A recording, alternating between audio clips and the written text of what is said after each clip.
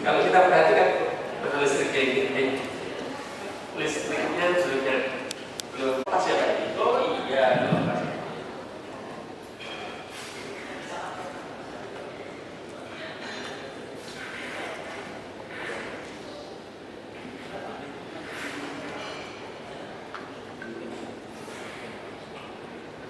Ya sana, belum ya.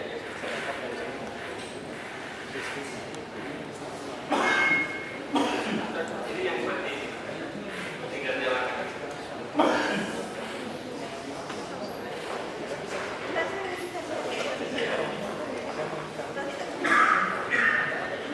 Saya jelaskan dari sini ya Pak ya. Iya. Nanti yang sebelah sini tidak kelihatan.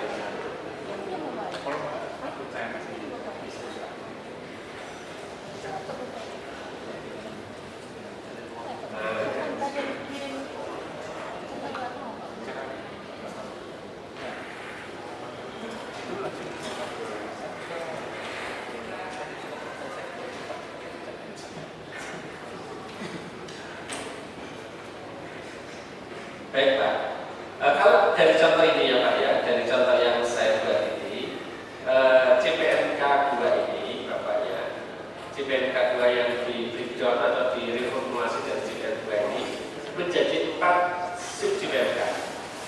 Ya, kalau kita perhatikan ini relasinya satu CPNK menjadi beberapa satu atau beberapa sub CPNK. Pertanyaannya adalah apakah satu sub CPNK ini bisa terdiri dari lebih dari satu lebih dari CPNK, lebih dari satu CPNK? Ini pertanyaannya Bapak kan? Nah, Bapak coba perhatikan ini. Kalau kita perhatikan sama-sama, CPNK ini hanya berisi tentang pengetahuan dan keterampilan saja, mampu merancang penelitian dengan metodologi yang benar. Lalu kalau dibaca di bawahnya juga sama ini, CPNK 3, 4, 5, 6 ini hanya berisi tentang pengetahuan dan keterampilan saja.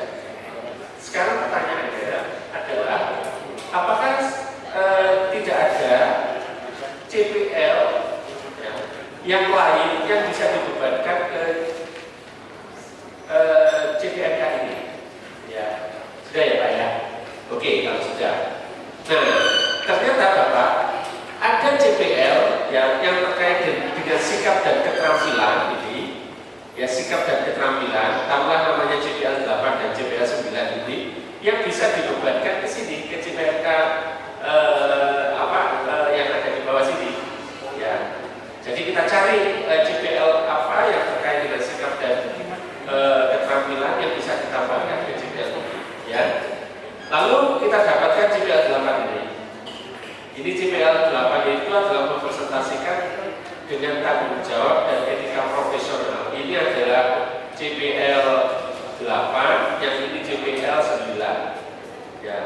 Sehingga di sub CPNK 6 ini terdiri dari CPNK 2, CPNK 8 dan CPNK 9. Karena di sini mengandung mempresentasikannya dengan tanggung jawab dan etika profesional. Bisa begini. Jadi kalau kita buat breakdownnya itu begini Bapak. Kalau di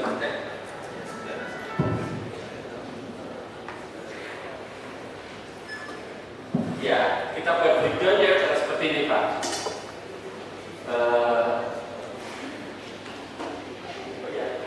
Putus ya.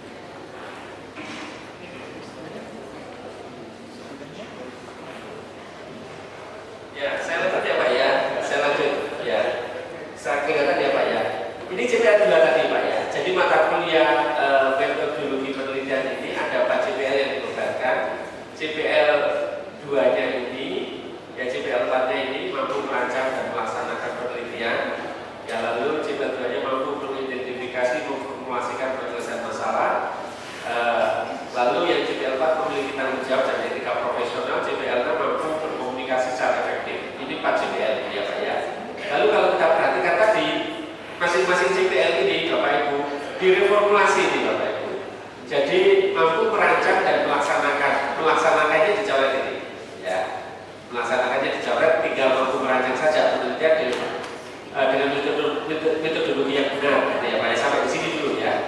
Lalu mampu mengidentifikasi dan memformulasi penyelesaian masalah, ya. Mengidentifikasinya bisa dicapai, memformulasinya bisa, tapi menyelesaikan masalahnya kan tidak bisa. Maka jadi CPMK-nya menjadi mampu mengidentifikasi dan memformulasikan masalah rekayasa di bidang teknik fisika. Ya. Lalu ini ada 2 CPL sikap ini yang nanti mau ditaruh di mana ini? Nah, di sini 2 CPL ini Bapak ditaruh di sini. Nah, ditaruh di sini. Di CPMK 2 ini. Ditaruh di situ ya Pak ya.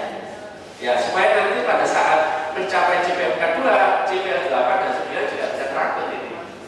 Itu ya Pak ya. Lalu berikutnya lagi adalah sekarang CPMK-nya ya. Nah, ini CPL 2 tadi kan CPMK menjadi CPMK 2 kan ini merancang dan seterusnya, lalu di breakdown menjadi 3 ini. Sub CPMK 1, sub CPMK 2 dan ya Pak ya. Sedangkan CPL 4 itu di breakdown menjadi 3, 4 dan 5. Yang mampu mengidentifikasi dan memformulasi penyelesaian masalah rekayasa di bidang teknik, lalu diturunkan menjadi mampu merumuskan permasalahan penelitian dan merumuskan hipotesis. Cocok tidak dengan ini Pak? Cocok kan? Cocok. Lalu mampu menjelaskan validitas dan realitas pengukuran dalam penelitian. Cocok tidak dengan ini Pak? Cocok. Lalu mampu memilih dan menetapkan sampel penelitian. Cocok tidak ini? Ya, taruhlah cocok begitu ya Bapak Ibu. Lalu berapa minggu ini masing-masing ini? Misalnya sub CPMK 1 ini perlu berapa minggu? Ya, sub CPMK 2 berapa minggu? Mengapa ini perlu minggu yang banyak? Karena dia harus juga mampu membuat proposal penelitian, ya. Dan ditambah dengan ini Pak mempresentasikan dengan tanggung jawab dan etika profesional yang didapat dari CPL 8 dan 9. Ini kalau dibuka maka 2 CPL 8 9 yang menjadi CPL 8 9 itu masuk ke sini. Artinya satu sub CPMK bisa terdiri dari lebih dari 1 CPMK atau lebih dari 1 CPL kan gitu. Ya, tapi jangan sering-sering ya kayak gini Pak. Kecuali kalau sikap, karena kalau sikap itu kan bisa dititip-titipkan di mana-mana kan. Ya, tapi kalau yang bukan sikap, yang pengetahuan dan keterampilan, jangan nanti Bapak keluar sendiri nanti, kesulitan nanti. Kalau relasinya itu satu sub CPMK terdiri dari beberapa CPMK. Yang relasinya seperti itu apabila memang sub CPMK itu dibebani dengan CPL sikap saja. Ya, karena CPL sikap itu pada dasarnya kan bisa diletakkan di mana saja. Ya kan? Jadi misalnya sebagai contoh ini sub CPMK 6 ini mengapa bisa dibebani presentasi dan tanggung jawab etika dan profesional? Karena ada ini Pak, menyusun proposal ini. Dengan menyusun proposal kan mahasiswa diberi tugas, lalu dari tugasnya disuruh presentasi, ya kan? Dari presentasi itu nanti dia akan belajar cara berkomunikasi dalam presentasi. Dari sisi dia mengerjakan tugas itu bisa dinilai bagaimana itu tanggung jawab atau tidak. Ya, memenuhi panggilan untuk menyusun proposalnya atau tidak. Ya, lalu apakah dia nanti plagiasi atau tidak? Itu kan bagian-bagian dari etika profesi kan. Ya, seperti itu. Lalu nanti Bapak membuat rubriknya, rubrik penilaiannya. Ya, jadi langsung ke penilaian ini nanti Bapak ya. Ya, nanti kita bahas rubrik penilaiannya ya Pak ya. Jadi jawabannya boleh Pak. Ya, tapi kalau bisa ya 1 CPL menjadi CPMK, lalu CPMK kalau mau diberikan menjadi beberapa sub CPMK. Ya, supaya kita sendiri tidak bingung ya. Ya. Dan sub CPMK-nya ini seperti yang saya sampaikan tadi, usahakan jangan terlalu banyak. Misalnya gini ya Bapak Ibu ya. Kalau dulu itu kan setiap minggu itu ada sub CPMK. Misalnya minggu pertama mahasiswa mampu membuat kursi. Minggu kedua mahasiswa mampu membuat meja. Minggu ketiga mahasiswa mampu membuat lemari. Nah, Bapak jadikan satu aja. Jadi 3 minggu itu jadi 1 sub CPMK. Mahasiswa mampu membuat kursi, meja dan lemari. Jadi 3 minggu kalau satu sujud kan, ya nggak perlu per minggu. Supaya nanti dalam penelitiannya bapak punya nilainya tak banyak aja, gitu ya. Total sama-sama mampu membuat, dan kebetulan yang dibuat itu dalam bentuk satu klaster, ya. Misalnya kalau di informatika mahasiswa mampu merancang jaringan model star, model lagi ring, dan model bus. Ya satu aja, satu sudut kayak gitu. Tapi dia belajar tentang 3 ya. Ya, itu bisa gitu kan? Ya. Nah, sehingga nanti di dalam satu mata kuliah itu subjek PMK-nya dapat banyak. Ya Pak ya. Baik Pak, mungkin ada pertanyaan yang lain. Silakan. Bapak Ibu silakan kalau masih ada yang mau ditanyakan Pak Azul. Ya Pak, silakan.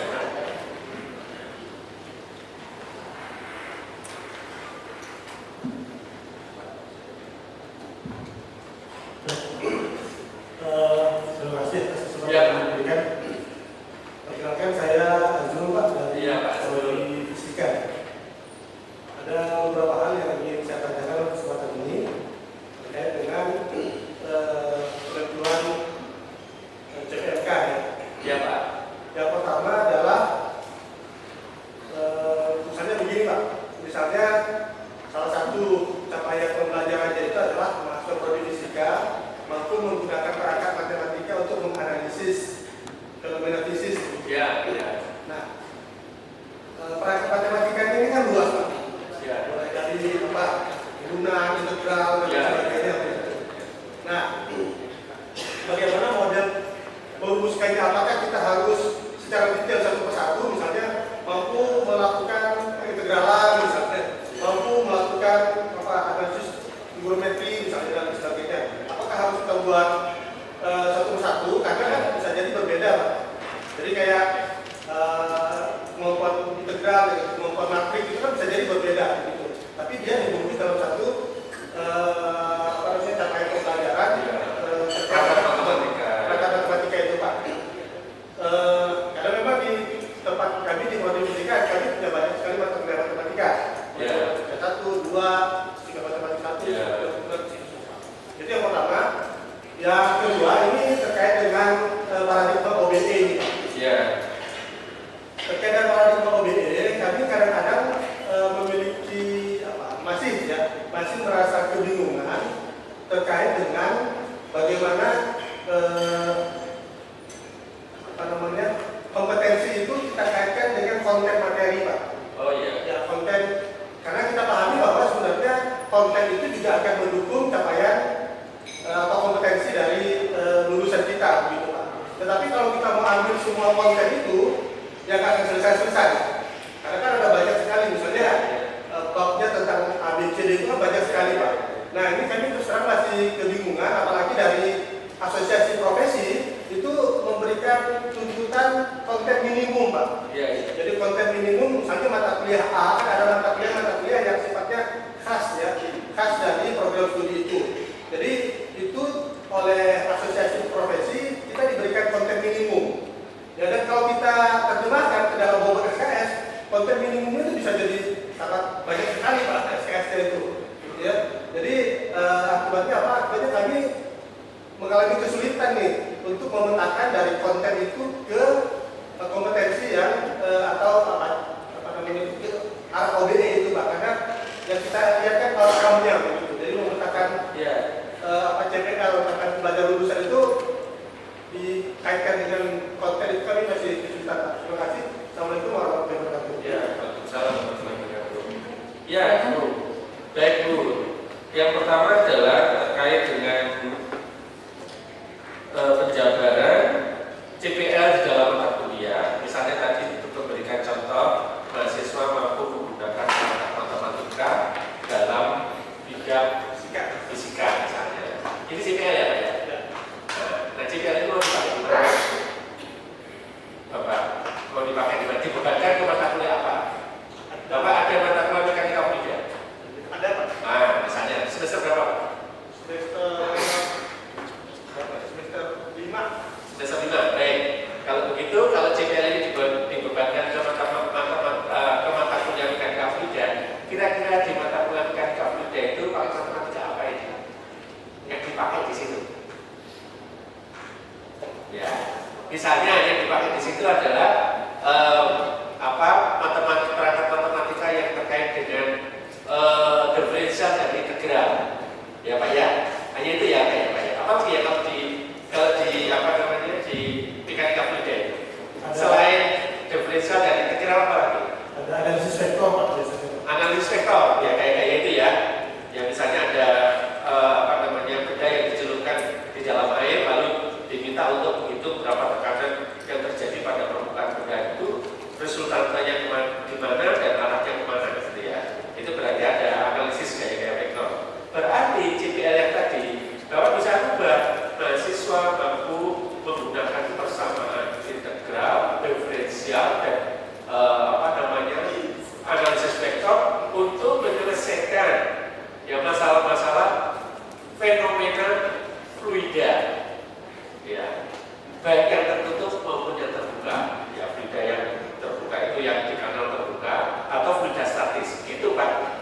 Ya, jadi ini adalah JPLK ini turunan dari JPL yang perangkat matematika tadi. Nanti JPL yang sama ini kalau dibebankan lagi kemana Pak yang kira-kira berbeda, misalnya yang pakai transformasi Laplace misalnya. Listrik magnet. Hah? Listrik magnet. Listrik magnet. Ya. Nah itu lebih banyak pakai matematika. Semuanya kan ya. Mulai dari trigonometri, vektor, kemudian turunan integral. Ya. Jadi dengan kata lain, JPL ini setiap dibebankan ke mata kuliah yang berbeda, matematika apa yang diperlukan, itu saja di mata kuliah itu. Itu ya Pak ya. Nah lalu nanti JPL yang Bapak sebutkan tadi ini, berapa dapat kontribusi dicapai melalui mata kuliah mekanika fluida, berapa persen dicapai oleh mata kuliah mekanika elektromagnetika, lalu berapa lagi dicapai untuk mata kuliah optik misalnya. Nanti Bapak hitung bobotnya berapa, totalnya 100%. Ya. Nah itu siapa yang bicarakan? Ya dosennya yang bicarakan, ya Bapak sendiri ini sebagai pakar dalam bidang fisika ini, gitu ya Pak. Nah itu kata siapa? Katanya SMIT mengatakan begitu. Dosennya yang bicarakan ini. Nah termasuk ini Pak, termasuk konten ini, ya konten yang terkait dengan mata kuliah ini yang dibebani JPL ini. Misalnya tadi mahasiswa mampu menggunakan persamaan diferensial, integral dan vektor untuk menyelesaikan fenomena fluida. Tapi ini mahasiswanya S1, bukan S2. Nah ini Bapak yang bisa nangkap nih. Yang keluasan kedalamannya ini Bapak yang bisa nangkap nih. Nanti kalau Bapak membahas tentang aliran laminar untuk S1 seberapa keluasan kedalamannya, Bapak yang bisa nangkap. Kalau turbulens bagaimana keluasan kedalamannya, Bapak yang harus bisa nangkap.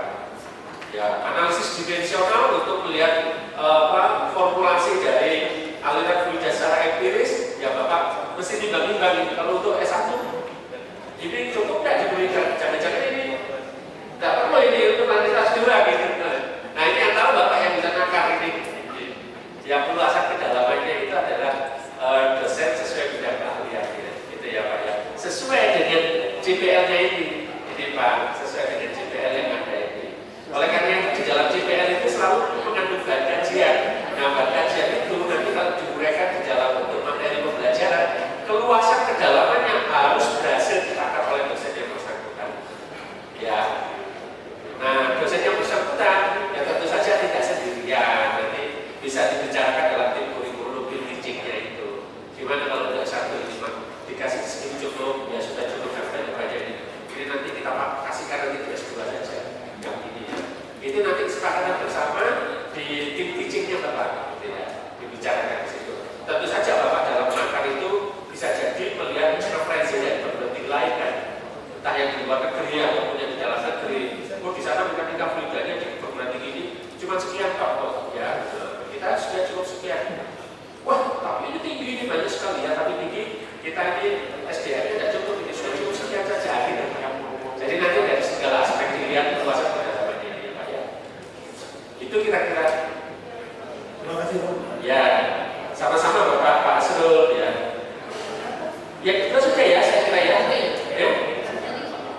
Pak Budi dan langsung terjawab. Oh, paradigma COVID Iya, apa? tadi yang kompetensi dengan konten materi tadi ya. Belum dijawab. Yang dia kontennya harus ada Ada konten konten minimum yang harus disampaikan ke mahasiswa. Nah, cuma kadang-kadang Oh ya, ya sebenarnya gini Pak, sebenarnya itu adalah otonom dari dosen, ya. Tapi karena asosiasinya khawatir dan ini membantu para dosen, maka asosiasinya tadi itu menetapkan minimumnya sekian. Sebenarnya itu adalah otonom dari dosen ini, ya. Otonom dari Bapak Ibu dosen. Kalau acuannya adalah SNDT, ya Pak ya. Standar minimumnya seberapa itu ditetapkan oleh masing-masing program studi dalam hal ini dosen. Nah, standar minimum itu sebenarnya mengacu ke CPL. CPL itu adalah standar minimumnya. Ya, lalu nanti dibuat menjadi kajiannya seberapa. Ya. Nah, kalau kemudian apa tadi yang Bapak sebut asosiasi ya? Di sini ada asosiasinya. ada PSI, PSI. Physical Society of Indonesia. Oh, itu ya. Ini asosiasi program studi ya. Kalau profesi tidak menentukan Pak. Yang jadi asosiasi itu ada dua. Yang satu asosiasi program studi, yang satu asosiasi profesi. Yang program studi juga ada Pak.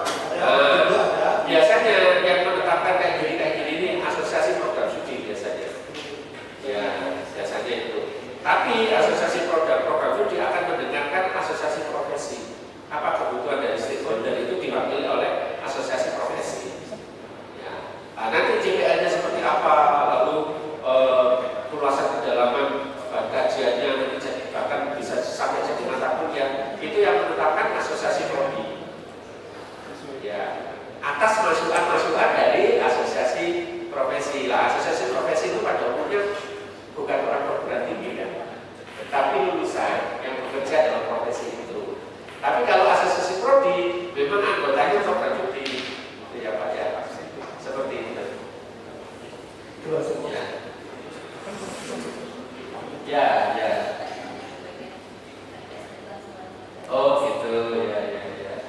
Baik, mungkin cukup untuk sesi tanya jawab yang tentang struktur RPS yang tadi belum aksesnya belum sampai. Jadi untuk berikutnya saat ini kita akan mendengarkan Bapak Dr. Samsul Arifin untuk menyampaikan materi evaluasi capaian pembelajaran lulusan pada kurikulum OB. Jadi kami persilakan kepada Pak Samsul. Ya baik Bu, terima kasih Bu. Ya ini bagian yang sulit ini ya Bapak ya. Penilaian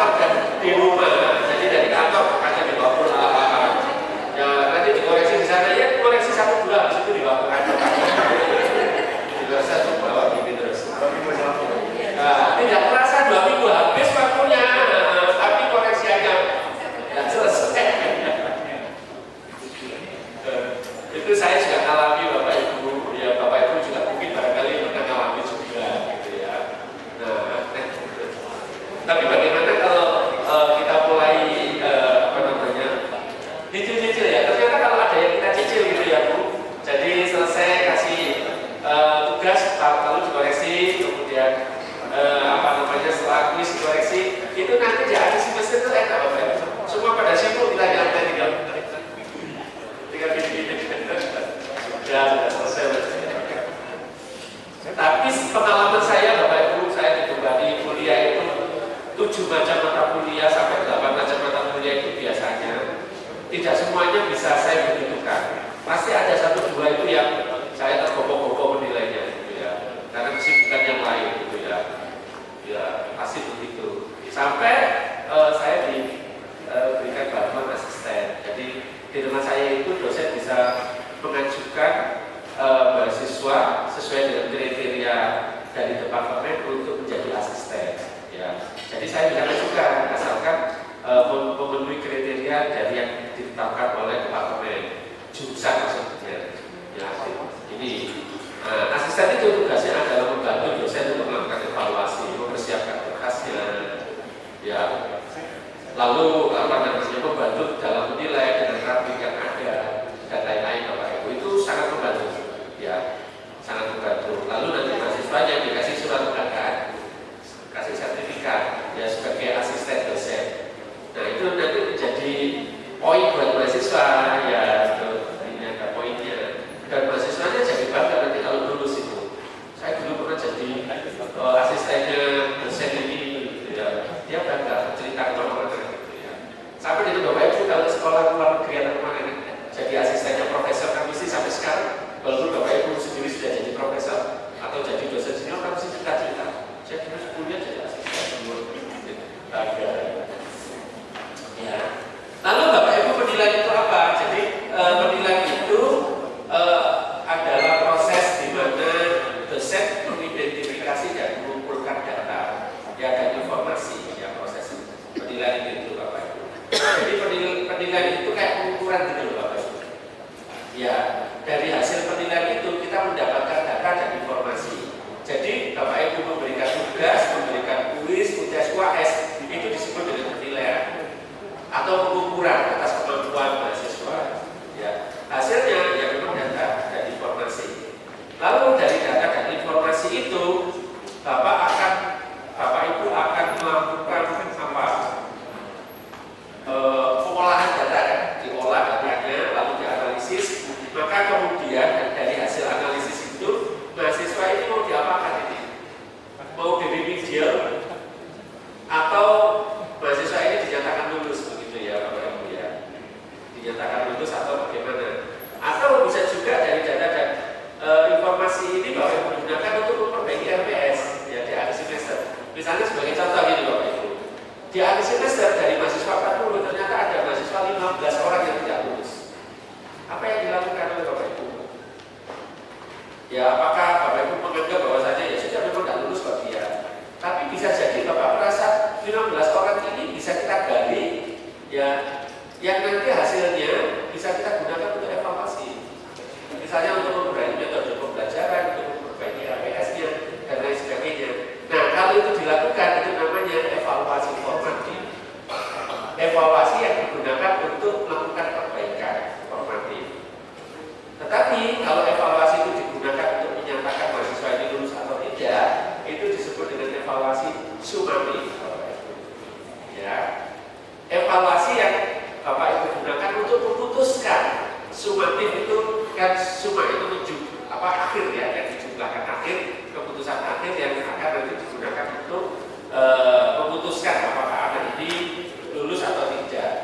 Ya, bisa juga nanti digunakan oleh Bapak Ibu untuk memutuskan apakah MTS-nya akan kita pakai atau tidak di semester depan. Itu juga evaluasi sumatif juga. Ya, jadi dari hasil evaluasi itu ternyata Bapak Ibu dengan tim teaching menerima hasil bahwasanya MTS ini sudah tidak perform lagi. Kita tidak pakai ini, kita harus membuat MTS yang baru. Nah, itu juga evaluasi sumatif juga. Lalu kita lakukan perbaikan. Nah, secara teoritis itu seperti ini Bapak Ibu. Ya, jadi penilaian itu asesmen bisa dalam bentuk tes, ya ini bisa dalam bentuk non tes. Yang tes ini misalnya adalah melalui numerical skill, gitu ya, atau classification skill. Yang non tes itu bisa observasi, assignment, interview, questionnaire, lalu analisis data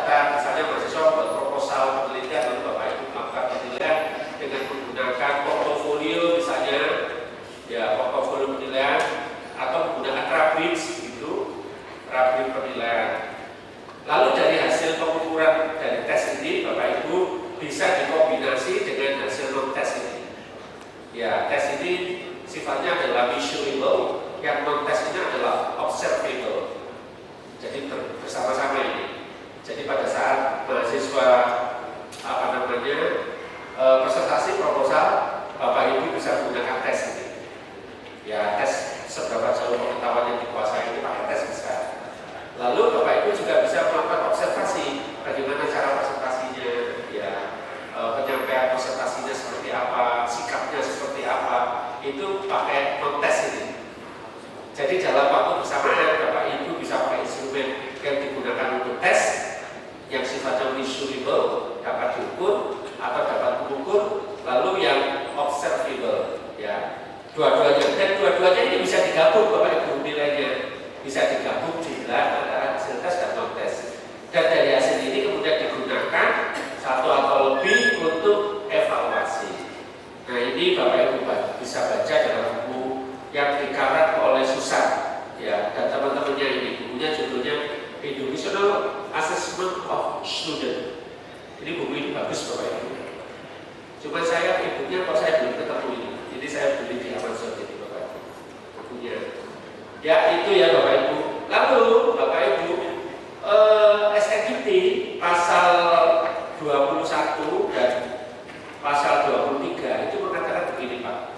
Standar penilaian pembelajaran merupakan kriteria minimal tentang penilaian proses dan hasil. Jadi proses belajar itu dinilai, hasil juga dinilai. Misalnya kalau proses apa Bapak Ibu yang dinilai? Kalau proses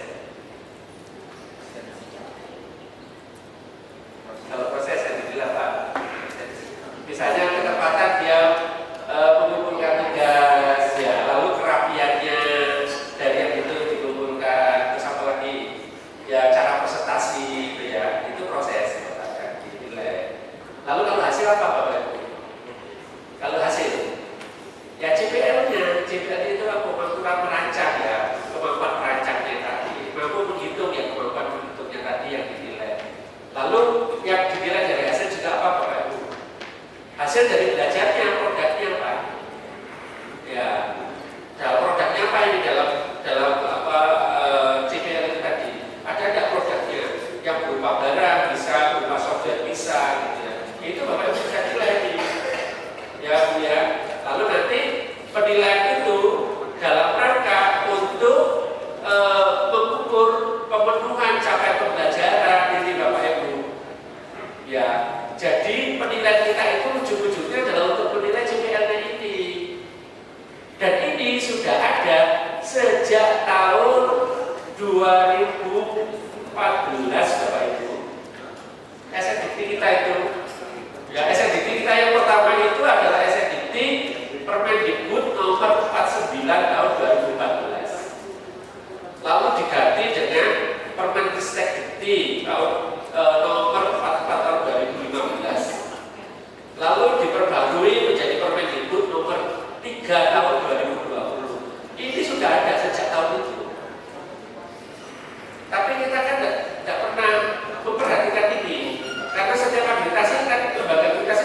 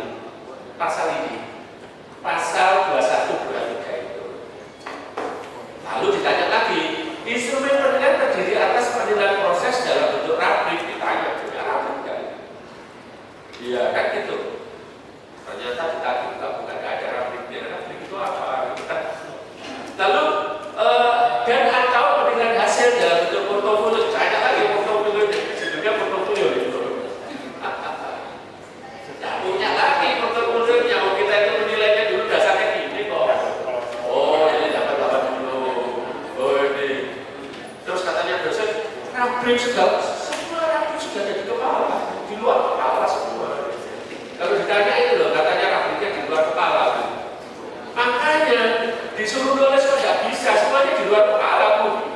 Jadi saya bilang kita masukkan lagi ke kepala aja supaya bisa ditulis. Nggak bisa tulis karena rubriknya di luar kepala. Ya, jadi dimasukkan lagi ke dalam kepala supaya bisa ditulis. Nah, ini gara-garanya gitu. Ya, penyebabnya ini mengapa kita ditagih oleh lab itu mana indikator penilaian CPL-nya, mana rubriknya, mana portofolionya gara-gara ini. Ya, tapi lab-lab itu kayak gini nih Bu, gara-gara lembaga akreditasi yang masuk ke Indonesia sejak awal sudah yang ditagih adalah penilaian CPL, nggak UB itu Bapak Ibu. Ya, UB itu. Jadi sebenarnya Bapak Ibu, kalau kita mengikuti SNDT sejak tahun 2014 secara sepenuhnya baik dalam merancang kurikulum maupun mengimplementasikannya dalam pembelajaran, kita sudah OB sejak dulu. Ya, cuman kita kan ya itulah ya kita melakukan sesuai permintaan. Kalau permintaan kita bukan tuh. Nah ceritanya di situ ya Bapak Ibu ya, ceritanya di situ. Lalu Bapak Ibu, CPL Prodi ini kan tadi dibebankan ke mata kuliah, berapa CPL Prodi yang dibebankan ke mata kuliah, lalu menjadi CPMK kan Bapak Ibu tadi sudah ada contohnya kan ya. Lalu CPMK itu masing-masing di-breakdown menjadi sub CPMK. Jadi CPMK 1 menjadi sub CPMK 1, berapa tadi sudah tahu kan. Lalu dibobot ini Bapak Ibu, bobot penilaiannya ini, bobot penilaiannya, lalu dinilai berdasarkan ini. Nah, sampai di sini Bapak Ibu, ada perguruan tinggi, ya ada ini Bapak Ibu, walaupun tidak semuanya, atas tuntutan lembaga akreditasi, misalnya di dalam bidang teknik Bapak Ibu, itu sub CPMK-nya itu ditarik Bapak Ibu menjadi begini. Nah ini, nah. Jadi dia menurunkan hanya sampai CPMK saja, tidak sampai sub CPMK. Karena lembaga akreditasinya hanya meminta sampai CPMK saja. Nah, dosen-dosen kan sudah membuat sampai sub CPMK. Ya sudah, kalau begitu kita nanti berhenti sampai sub CPMK ini kita sebut aja sebagai CPMK. Gitu. Jadi dari CPL ini, CPL langsung turun menjadi CPMK, CPMK 1, CPMK 2.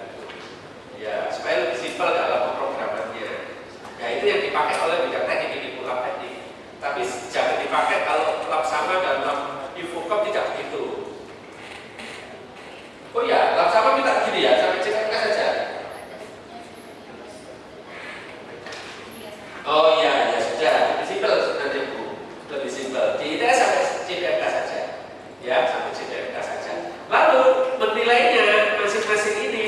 Yaitu tadi dengan instrumen rubrik portofolio ini. Lalu teknik penilaiannya ada tugas, ujian, UTS, UAS ini. Lalu ada prosedur, ada mekanisme penilaian. Ya, dan penilaian itu bersifat transparan dan open table. Jadi apa yang dinilai mahasiswa harus tahu. Ya, bukan membocorkan soal ya Bu, tapi harus tahu waktu presentasi itu Bu.